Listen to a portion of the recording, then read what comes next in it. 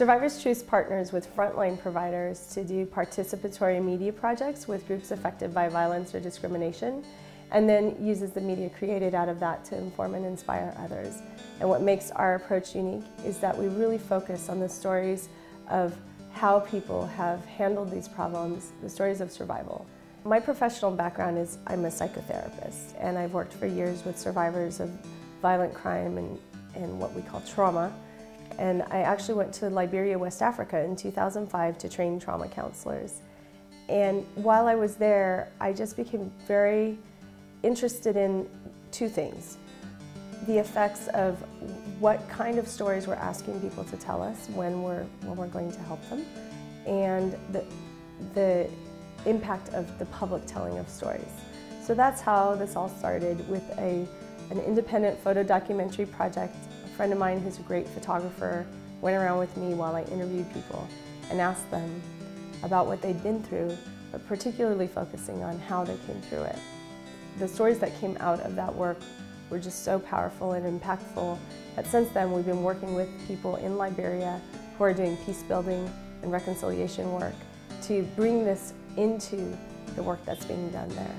As a therapist, kind of typical therapy is you come in and you talk about the bad stuff that happened to you, and the idea is that that's going to magically make you feel better. And there is something that's important about being able to speak the truth of one's experience. But I found working with people who'd been through really horrific things, that the stories of how they came through it, the relationships, the knowledge, the faith that helped them through those things, that was much more helpful to really understand that part of their story. And that was more helpful directly to them. And it was also really helpful for other people to hear those stories. So that's really what this work is to me, is about helping people that have been affected by violence or by discrimination. At another level, I'm really interested in looking at how we talk about people that we set out to help. I think it's so taken for granted that we need to tell the sob story to motivate other people to want to do something. But in the process, I think sometimes we're really disrespectful of the people that we're trying to help. And so in some ways, the work of Survivors Truth is really shifting that conversation, showing that we can really be respectful and be inspired by and learn from those people that we're setting out to help, the people who face something really awful and do need support and help.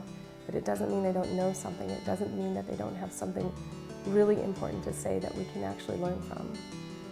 I was thinking about who my heroes are, and my dad's mom came to mind. She was a woman who found herself unexpectedly single, raising 3 very young girls during the Depression.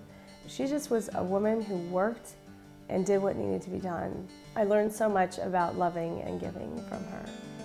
I just feel so fortunate doing the kind of work that I do, because I get to hear about the really critical moments in people's lives, particularly those people who face horrific circumstances or really extreme discrimination and have been in it. I don't like to say they've risen above it, because they've been in it, but they have found ways to be in that and to do what they needed to do to get through it or to change things.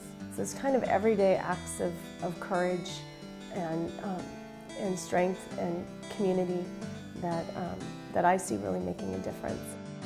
When I think about Survivors Truth and what I hope for the future of the organization, is that I hope that we can be different. I hope that us existing as a nonprofit organization in the world can add to what's happening. We're not just another group doing media, for example. That we're doing media that really changes things, that really shifts the conversation. I hope that we're able to build that solid financial base so that we're able to do the best kind of work that we can do. And yet that we continue to be very driven by passion and by volunteerism and collaboration, that we not become an organization that's about the fundraising more than about what we set out to do. I feel really fortunate to be coming into my own professionally and personally at a time when women's leadership is being promoted and when there are more opportunities.